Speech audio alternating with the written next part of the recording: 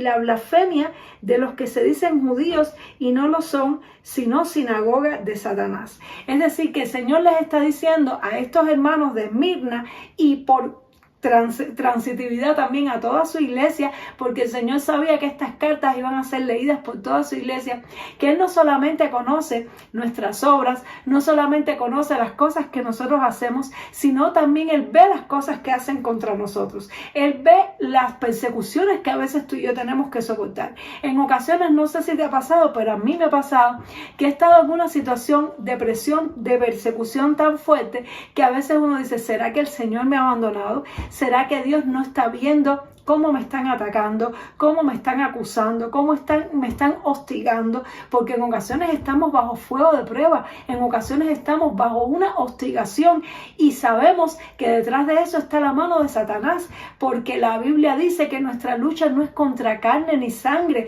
sino contra principados, potestades, huestes de maldad en las regiones celestes. Sin embargo, estos principados y potestades van a usar a las personas que no tienen su corazón alineado con Dios, personas que están solamente pensando en su propio beneficio. Son instrumentos en las manos del enemigo y los va a usar para hostigarnos. Y a veces decimos, pero ¿dónde está la protección de Dios? ¿Por qué me está pasando todo esto?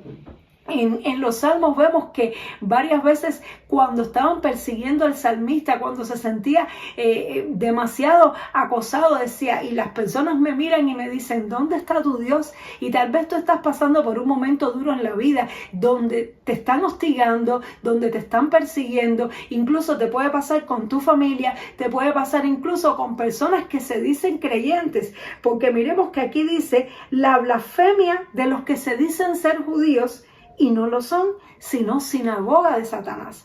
Quiere decir que hay personas que se dicen que creen en Dios, que dicen que ellos son algo en el reino espiritual, pero delante de los ojos de Dios no lo son, sino que Dios los ve como sinagoga de Satanás. La sinagoga era un lugar de reunión para leer la escritura y para adorar a Dios. ¿Cómo es posible que personas que fueran a adorar a Dios en un lugar así, Dios los llame sinagoga de Satanás? Pues también, tristemente, hoy día podemos encontrar en nuestras iglesias personas que profesan ser cristianos, pero están detrás de su propio ego, detrás de sus propios intereses, detrás de su propia gloria, y delante de Dios no son hijos de Dios. Delante de Dios son sinagoga de Satanás. Sin embargo, están allí y el enemigo los usa, y muchas veces los usa para perseguir a los que están haciendo las cosas bien, para perseguir a los que están sirviendo al Señor. Y a veces decimos, pero Señor, ¿por qué tú permites esto? Señor, pero ¿dónde estás tú? Y Él dice aquí, yo estoy viendo lo que está pasando,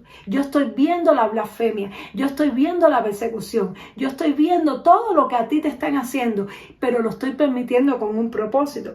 Dice, no temas en nada lo que vas a padecer. He aquí, el diablo echará a algunos de vosotros en la cárcel para que seáis probados, y tendréis tribulación por 10 días. Sé fiel hasta la muerte y yo te daré la corona de la vida.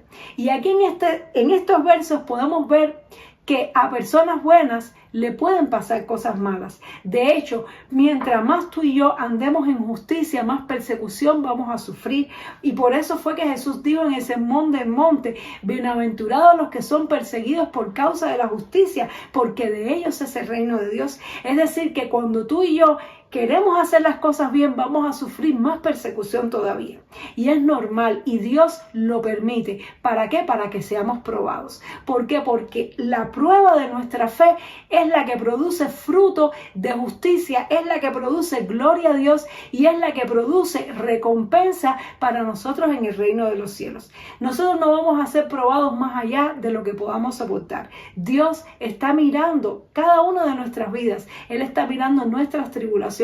Él está mirando nuestras aflicciones, y Él le pone límite al enemigo, pero Él va a permitir que tú y yo seamos probados. Es un error pensar que porque tú y yo seamos cristianos ya no vamos a ser probados, ya no vamos a tener que padecer, porque como Dios está con nosotros, todo nos va a ir bien. No es así, sino todo lo contrario, porque vemos aquí que precisamente esta iglesia que Dios no le señala nada incorrecto, es la iglesia que el Señor le está avisando que Dios le dio permiso para que ellos fueran probados por Satanás, para que fueran sacudidos por el enemigo, y les está avisando de la prueba. ¿Para qué? Para que se preparen espiritualmente y para que no teman. Dios quiere que tú y yo aprendamos a pasar por pruebas y aún así seguir confiando en Dios. No empezar a dudar en el medio de la prueba. No empezar a cuestionar a Dios en el medio de la prueba. Si vemos en la palabra de Dios, los mejores hombres de Dios fueron los que más fuertemente fueron probados y sacudidos. Vemos a Daniel, este hombre que era prácticamente impecable, y cómo fue arrojado en un foso con los leones y cómo fue llevado cautivo a Babilonia, porque justamente en medio de la oscuridad es donde más puede brillar la luz de Dios. Vemos también a Job, un siervo irreprensible, y sin embargo Dios le permitió al enemigo que lo tocara. Entonces tenemos que entender que a veces Dios va a permitir que el enemigo nos toque, pero eso no significa que Él no está al constante, eso no significa que Él no está al control de nuestra vida, eso no significa que Él no está mirando y no está controlando lo que nos está pasando, sino que Él espera de nosotros que demostremos fe y fidelidad a través de todo el proceso de la prueba. Y aquí dice por 10 días, y esto me enseña una cosa: toda prueba tiene un inicio y toda prueba tiene un fin. Los días de tu prueba están contados. La palabra del Señor dice: muchas aflicciones tendrá el justo, pero de todas ellas la librará Jehová. Así que no sé qué prueba tú puedas estar pasando en tu vida, pero recuerda esto: Dios tiene los días de tu prueba contados. Él sabe cuál va a ser el último. Nuestro trabajo es perseverar creyendo, perseverar confiando. Si vemos que flaqueamos, arrepentirnos y retomar de nuevo, porque hay recompensa. Dice: sé fiel hasta la muerte y yo te daré la corona de la vida.